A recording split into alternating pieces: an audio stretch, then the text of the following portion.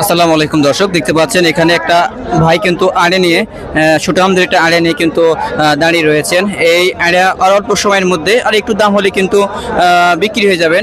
দেখতে পাচ্ছেন ভাইরা কিন্তু কথা বলতেছেন এই আড়াটা নেওয়ার জন্য।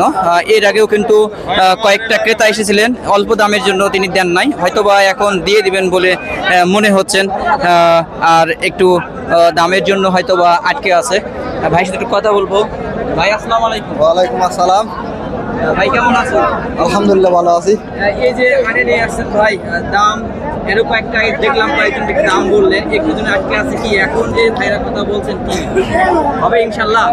না এদের সাথে অন্য পার্টির দাম বেশি বলছে।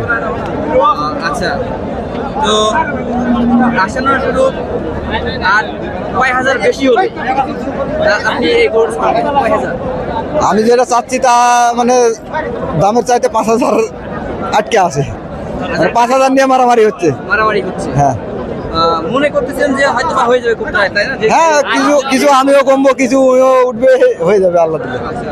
তো বাসা কোথায় ভাই আপনার? আমার বাসা নিয়ামতপুর, মালিয়াখড়ি। নিয়ামতপুরের মালিয়াখড়? জি। আচ্ছা আচ্ছা।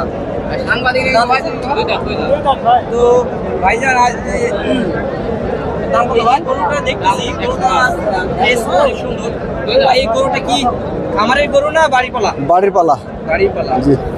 ধন্যবাদ বন্ধুগণ, আপনারা দেখতে পাচ্ছিলেন যে ভাইটি কিন্তু গরু বিক্রি করবেন, অনেক খরিদ্দার কিন্তু এসে কিন্তু দাম করছেন, আর একটু হয়তো বা দাম হলে কিন্তু এই গরুটা কিন্তু বিক্রি হয়ে যাবে।